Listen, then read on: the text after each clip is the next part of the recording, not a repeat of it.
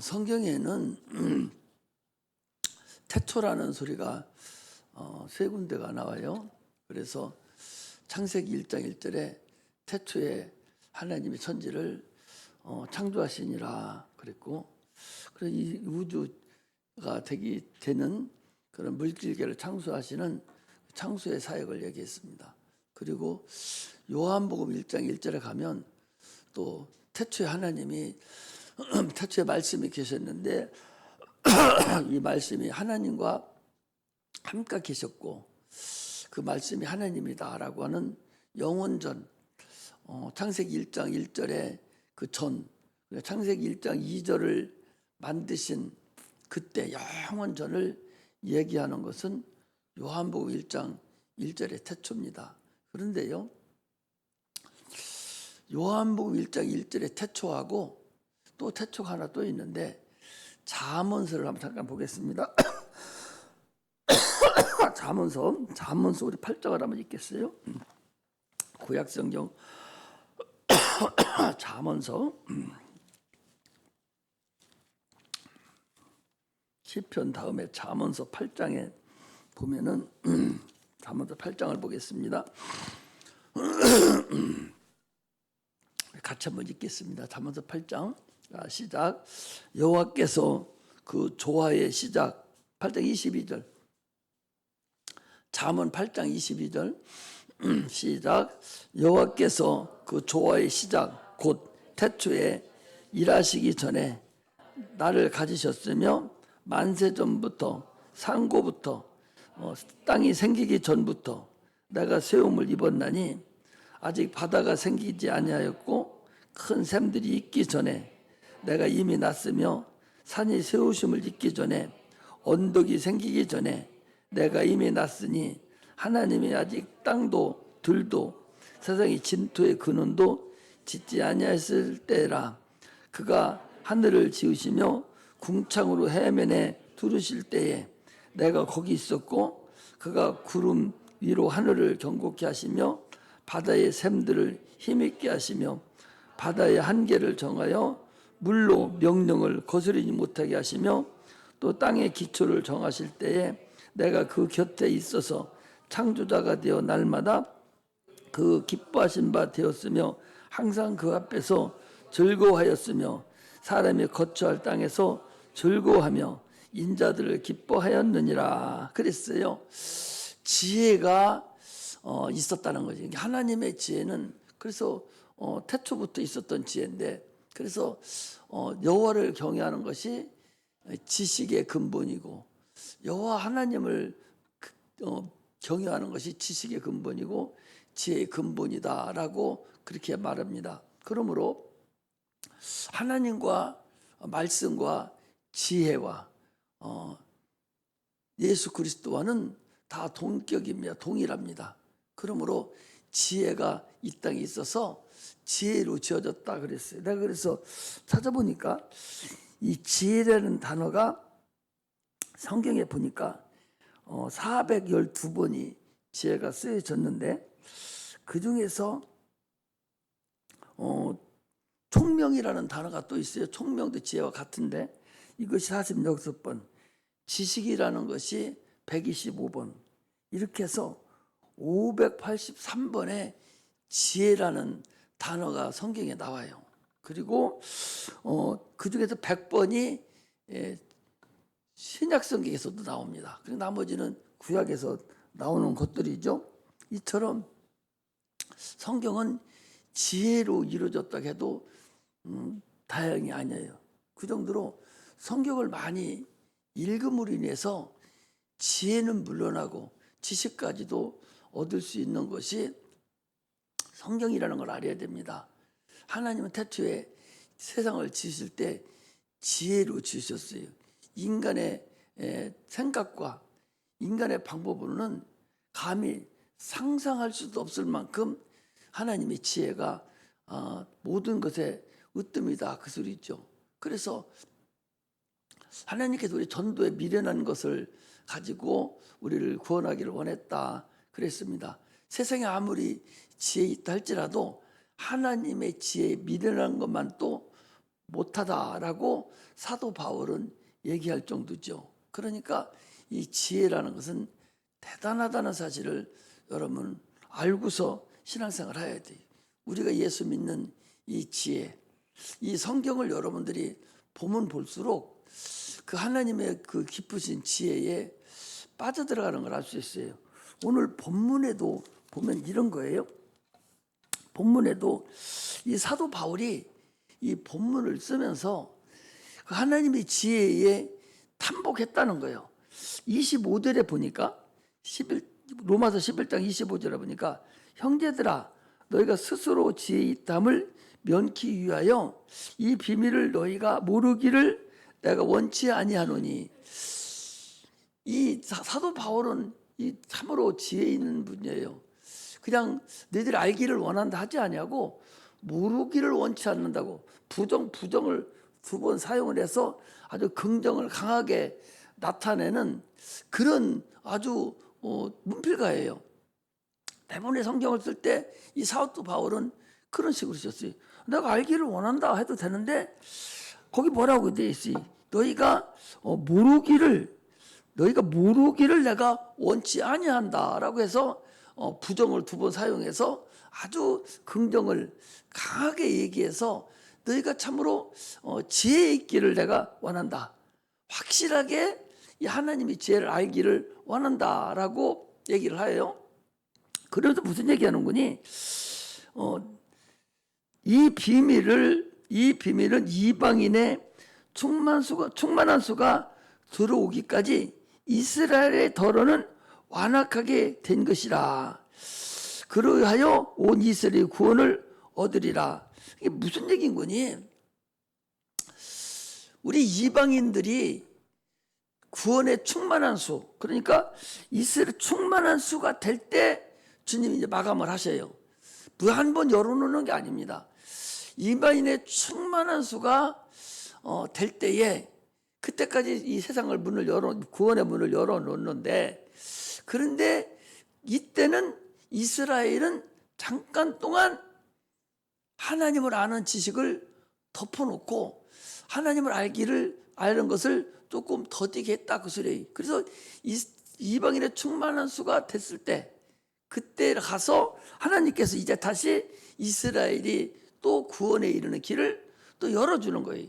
그래서 이스라엘이 이미 14만 4천 명이라는 구원의 수가 그는 1차적으로 선정이 돼버렸어요. 그래서 14만 4천은 많지 않은 인원이에요, 여러분. 14만 4천이 뭐가 많아요? 우리나라 대전 인구가 100만이 넘는데 한 150만 가까이 되는데 14만 4천 인구는 많지 않은 인구예요. 14만 4천 인구가 되면 세상 마감하겠다는 거예요. 금방 될 수가 있죠. 그러나 그것이 왜 더디 되느냐? 이방인의 충만한 수가 우리 이스라엘을 뺀 이방인 전체는 그 이방인의 예수 구원에 이르는 충만한 수가 될 때까지 그들은 이 하나님을 아는 믿음을, 이 예수 그리스도를 아는 믿음을 더디게 했다. 이런 그 양쪽에 아주 그 묘미를 만들어서 하나님 우리를 인도하는 그런 것을 보고 이 사도 바울이 아주 그 하나님의 오묘하심을 우리에게 말씀을 지금 하고 있는 거예요. 그러면서 뭐라 했는군요. 거기 28절에 보니까 복음으로 하면 저희가 너희를 인하여 원수된 자요, 택하심으로 하면 조상을 인하여 사랑을 입은 자니라. 누가? 자기들 나라 백성에게 얘기를 하는 거예요. 하나님의 은사와 부르심에는 후회함이 없으시느니라. 너희가 전에 하나님께 순종치 아니하더니 이스라엘에 순종치 아니함으로 이제 긍휼을 입었느니라.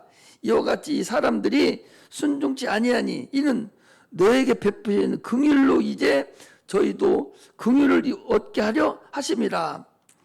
하나님이 모든 사람을 순종치 아니하는 가운데 가두어 두심은 모든 사람에게 긍휼을 베풀게 하려니라. 지금 이스라엘 사람들이 구원을 감추어 놓고 전부 다 구원을 못 받게 하는 것은 이방인의 충만한 수, 여러분들과 내가 빨리 구원을 얻게 하는, 더 많은 구원을 얻게 하기 위해서 지금 이스라엘 백성들에게 순종하지 못하도록 하나님이 지금 저들을 가두어 놓고 있다라고 얘기를 하는 거예요. 그래서 사도 바울이 오늘 본문에 그리는 거예요. 깊도다. 하나님의 지혜와 지식의 부유함이요. 그의 판단은 청량치 못할 것이며 그의 길은 찾지 못할 것이로다. 하나님의 지혜가 얼마나 깊고 충만하냐, 이것을 얘기하는 한 소절로 되어 있어요.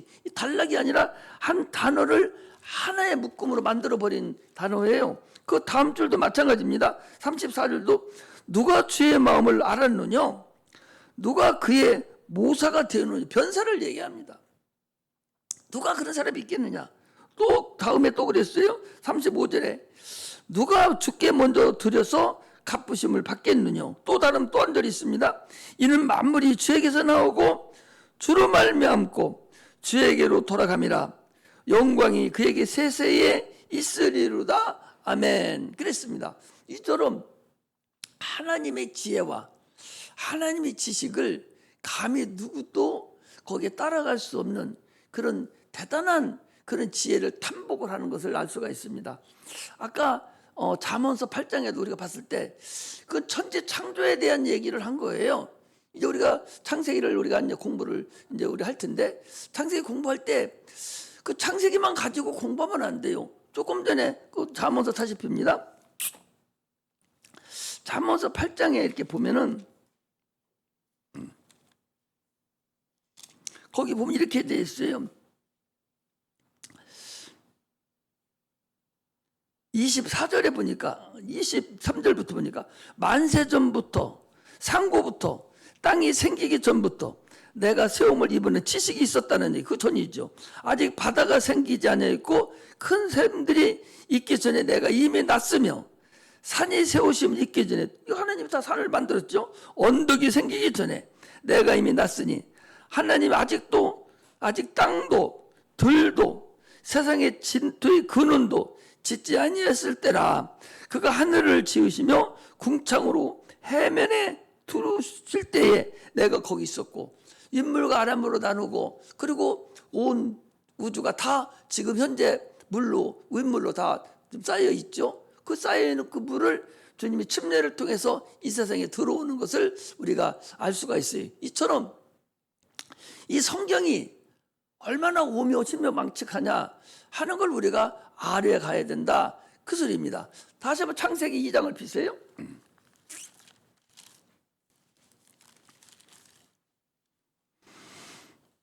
창세기 2장 4절에 보면 이렇게 돼 있어요. 창세기 2장 4절에 보니까 여호와 하나님의 천지를 창조하신 때에 천지의 창조의 대략이 이러하니라. 여호와 하나님이 땅에 비를 내리지 아니하셨고 경작할 사람도 없으므로 들에는 초목이 아직 없었고 밭에는 채소가 나지 아니하였으며 안개만 땅에 올라와 온 지면을 적셨더라. 이게 무슨 소리냐? 하나님의 창세기 1장 첫째 날, 둘째 날, 셋째 날을 통해서 인물과 아람을 나눠서 온 하늘을 만들고 바다를 만들고 땅을 만들었지만, 여러분 그 땅이 지금 우리나라 같이 아무데나 심으면, 밭을 심으면 그냥 풀이 날 수 있는 땅이 아니에요. 처음에 땅은 척박하고 상당히 산이 둘러있고 이런 땅이었었는데, 이것이 풍화자공을 위해서 수천만 년을 통해서 계속 풍화자공이 일어나서 어느 정도 땅이 경작할 만할 때가 됐을 때 이제 사람을 영적 존재로 만들고 하나님 역사를 한 것을 알 수가 있어요. 그렇다면 지구의 연령이 6천 년 따진다는 얘기는 말도 안 되는 소리를 지금 하고 있는 거예요. 그러니까 이것을 이해하지 못하는 자들이 엄한 소리를 하면서 계속적으로 뭐라고 합니까? 그들이 뭐라고 그래요? 그들이 지금 그러지 않아요? 창조론을 배제하고 지금 진화론을 얘기하고 있지 않습니까? 이 성경을 모르기 때문에 그래요. 성경을 그대로 가지고 가야 돼. 우리가 가지고 가서 하나님의 성령으로 이해를 할 때에 그것이 이루어지고 나타나는 걸 볼 수가 있습니다. 그래서 우리가 참으로 하나님의 지혜는 그 구약에 보면 신묘망측한 것을 계속 할 수가 있어요. 이거 사도 바울도 오늘 얘기가, 사도 바울 같은 사람이 어디 있습니까? 많은 사람들이 지식 있는 사람이 왜 예수를 안 믿어요? 엊그제도 얘기했잖아요. 아니 주님의 무릎 꿇으면 내가 주님한테 치는 거잖아요. 눈물을 흘려도 치는 거라며. 그러니 똑똑하다고 하는 사람들이 하나님의 지혜보다 자기가 앞서려고 하는 거예요. 그러므로 하나님을 믿지 않는 거예요. 이게 얼마나 어리석은지 알 수가 없어요. 네가 아무리 지혜 있다 하더라도 하나님 미련한 것만 또 못하다고. 주님이 그러셨잖아요. 사도행전 3장에 고린도전 3장에 그랬잖아요. 너희들이 아무리 지혜 있다 해도 1장에 그랬네요. 지혜 있다 하더라도 하나님의 미련한 것만 또 못하다. 이게 하나님의 지혜라는 근본을 우리가 알아야 됩니다. 그러므로 우리가 하나님의 지혜를 내가 알으려고 무던한 노력을 하고 기뻐하고 감사할 줄 아는 그런 자가 되시기를 주의 이름으로 축복합니다. 오늘은요, 어디를 보겠습니까? 왕 열왕기상을 보겠습니다. 세상 사람들도 다 알고 여러분들도 다 아는, 한번 보겠습니다. 열왕기상 3장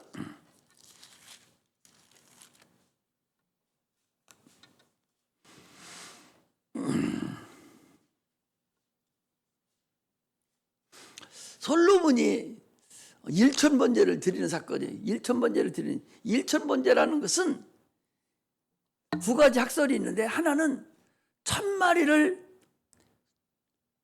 소를 갖다가 산에서 번제를 드려요. 목을 따서 피를 흘려가지고 거기서 하나님께 제사를 드리는데, 1,000마리로 소를 잡으면 여러분 어떻겠어요? 골짜기마다 살에 빨갛게 피가 다 흘러내리고 냄새가 천지를 진동합니다. 피 냄새가. 이게 1,000번제예요. 그렇게 하나님께 1,000마리를 한꺼번에 갖다가 번제를 드렸다, 제사를 드렸다는 거예요. 이것을 1,000번제라고 그러고, 또 하나 학설은 한 번에 드린 것이 아니라 1,000일을, 하루에 한 마리씩 해서 1,000일을 하나님께 번제를 제사를 드렸다라는 학설이 두 가지가 있는데, 나는 그것 중에서 1,000일이 아니라 나는 한 번에 1,000마리의 소를 갖다가 산에서 잡아서 하나님께 제사를 드리는 거예요.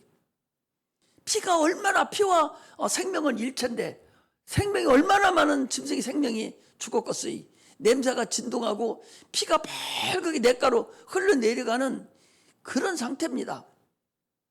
그런 상태에 1,000마리를 제사를 드리고 났는데, 그날 밤에, 드리고 난 그날 밤에 하나님이 이 솔로몬에게 나타났습니다. 거기 어떻게 나타났냐? 어디를 보는 거죠? 7절에 보니까 이렇게 돼 있어요.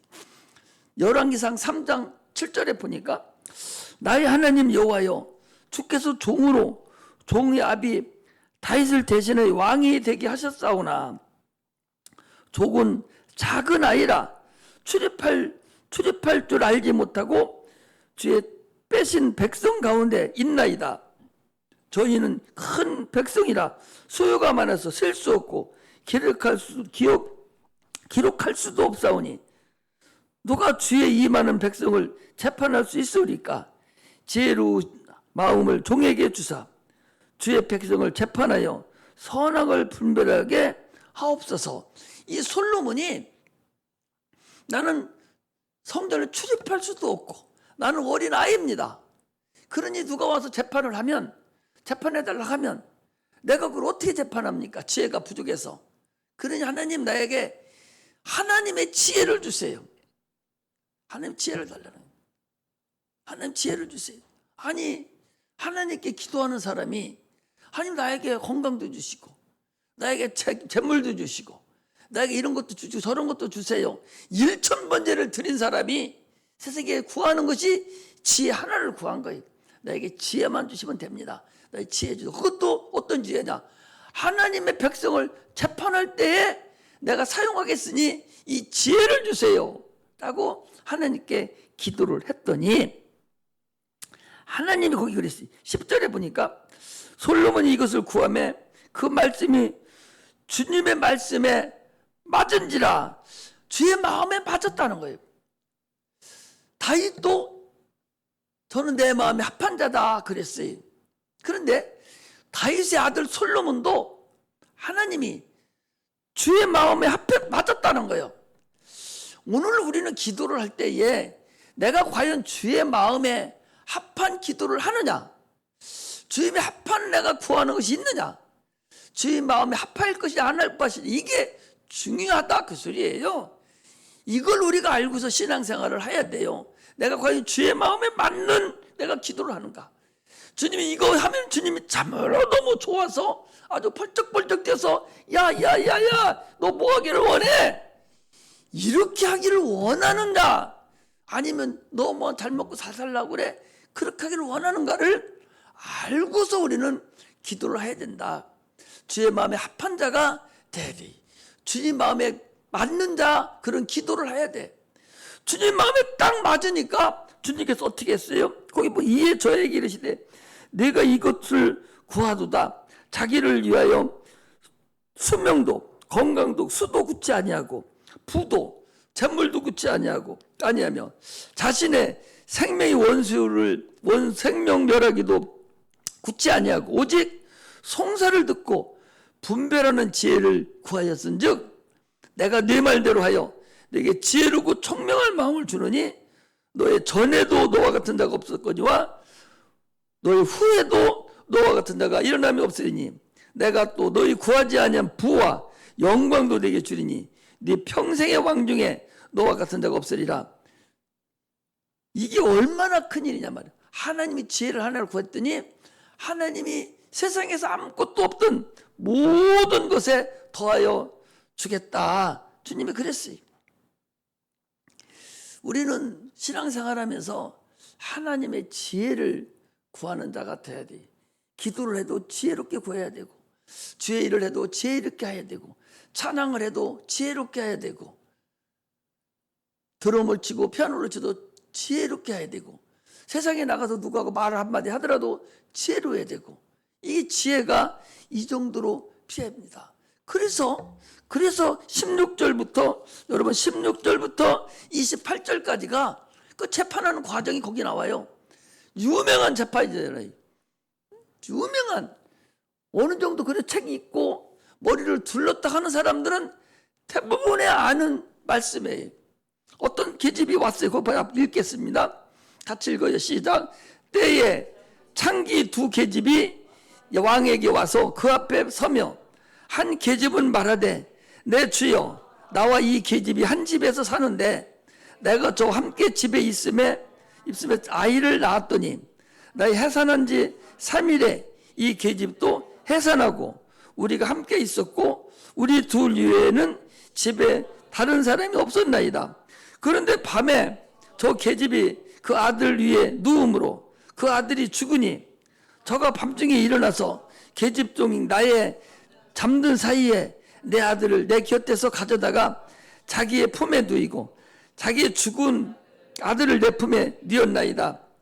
네 명에 내가 내 아들을 젖을 젖먹이려고 일어나 본즉 죽었기로 내가 아침에 자세히 보니 내가 낳은 아들이 아니더이다 하매 다른 계집은 이르되 아니라 산 것은 내 아들이요 죽은 것은 네 아들이라고 이 계집은 이르되 아니라 죽은 것이 네 아들이요 산 것이 내 아들이라 하며 왕 앞에서 이와 같이 쟁론하니라. 아무도 없는데 똑같이 낳는데 저쪽 여자가 자다가 지가 깔려서 죽여놓고 내 아들하고 지금 바꿔치기 해놓고서 자기 거라 합니다.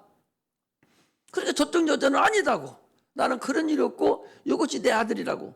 근데 거기 그 집엔 이 사람 둘뿐이 없었어요. 그러니 이거 미치지 않겠어요 밤중에. 그래서 왕에게 간 거예요. 가서 사정을 쭉 얘기하니까 왕도 딱 보더니 얼마나 솔로몬이 지혜가 많은지 여봐라 칼을 갖고 와라. 큰 칼을 갖고 왔습니다. 저 살아있는 아들을 반으로 쪼개라. 쪼개서 둘이 나눠줘. 엄마 서로 짓거라 하니까 살아있는 아들을 잘라서 반씩 짜게서 나눠줘. 그러면 됐지? 하고 여봐라 칼을 갖고라 하니까 그 아들의 친엄마가 막 소리를 지르면서 왕이시여, 아닙니다. 이거 내 아들이 아닙니다. 저 주세요. 내 아들은 죽었으면 저 아들을 저 여자를 주세요. 이러니까 왕이 뭐라 합니까? 여봐라, 이 아이는 저 여자 자기 아들이 아니라고 애기 죽이지 마라 하는 저게 주인이라 이랬다는 거 아니에요? 이것이 유명한 솔로몬의 재판이에요. 이거 성탄절에 이런 때도 이거 나오잖아요. 이거 연극으로도 하고. 이처럼 솔로몬이 지혜를 구했는데 바로 재판에서 솔로몬이 그 지혜를 나타낸 걸 알 수가 있어요. 본인 자기가 실질적으로 엄마는 둘로 나누면 자기 아들이 죽잖아요. 지금 차를 살려야 되니까 저쪽 엄마 주라는 거예요. 내 거 아니라고. 근데 그것을 솔로몬 왕은 지혜가 있으니까 저놈이 진짜구나. 돌로 나누지 말고 주라는 저 엄마가 진짜구나. 이렇게 하고 그리 줌으로 인해서 재판이 이루어진 거예요. 이처럼 솔로몬이 지혜가 승했다. 그 소리예요. 얼마나 솔로몬이 지혜가 많았던지 에티오피아 간다게 여왕이 그 먼 곳에서 와가지고 솔로몬의 지혜를 배우고 갔다고 그러잖아요. 아프리카에 많은 나라들이 있어요. 얼마나 못 삽니까? 그런데 그들이 다 우상 숭배하고 살아요. 그런데 에티오피아 요 나라만 기독교 국가입니다, 여러분. 우리나라에 6.25 때 참전해준 나라예요. 16개 국가 중에 에티오피아가 들어가요, 여러분.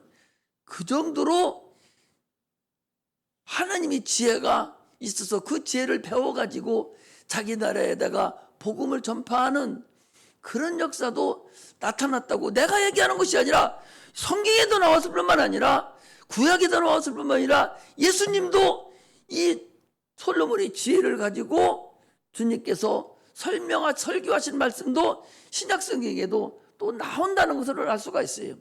이처럼 우리가 지혜의 신 하나님의 지혜를 구하는 그런 우리 젊은 성도들이 돼야 돼요. 우리 학생들, 특히 공부하는 학생들은 하나님께 지혜를 구하세요. 지혜를 구하면, 지혜만 구하면 하나님 역사, 지혜 자체가 하나님이셔요. 지혜를 안 구하는 사람은 하나님 말씀 우습게 여기는 사람이에요. 하나님 말씀을 생명으로 여기고 읽고 또 외우기도 하고 그 말씀을 내 안에 집어넣기도 하고 자꾸 상고하고, 그래서 하나님 말씀이 바로 하나님이고 그 예수님이고 그 지혜이고, 이런 엄청난 사건이라는 것을 우리 청년들이 먼저 알아야 돼. 지금부터 여러분 그거 알아야 돼요. 그거 알으면 됩니다. 이것만 알으면 돼요. 내가 어제도 저 기서 데려다 놓고 그랬어. 너 성경을 자꾸 읽으라고.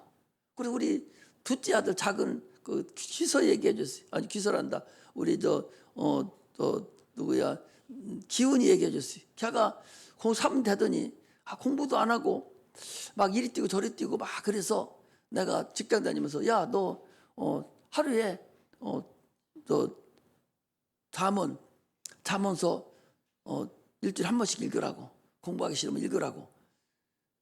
공부를 안 시키고 잠언서 읽겠어요. 그럼 내가 어제 그랬습니다. 공부 잘한 것도 아니었는데 저 인천대학교 장학생으로 돼 있고 또 숭실대학교 또 철학과 물리학과 되고 샌디거든요. 잘한 것도 아닌데, 그런데도 실전에 강하기 때문에 실전에 강해야 돼. 우리는 왜? 세상을 타줘야 되니까 실전에 강해야 돼요. 그런데도 그 두 군데를 합격하고 그런 걸 내가 있으니, 너도 공부도 안 되면 야 너 잠언서라도 읽고 성경이라도 자꾸 읽어. 그래야 지혜가 있어. 지혜가 있으면 어딘 데서든지 사용할 수가 있어. 내가 어제도 불러다 그랬어요. 우리는 그렇게 한마디씩 해주는 것도 얼마나 복이라는 걸 알아야 돼요. 성경을 자꾸 읽어야 됩니다.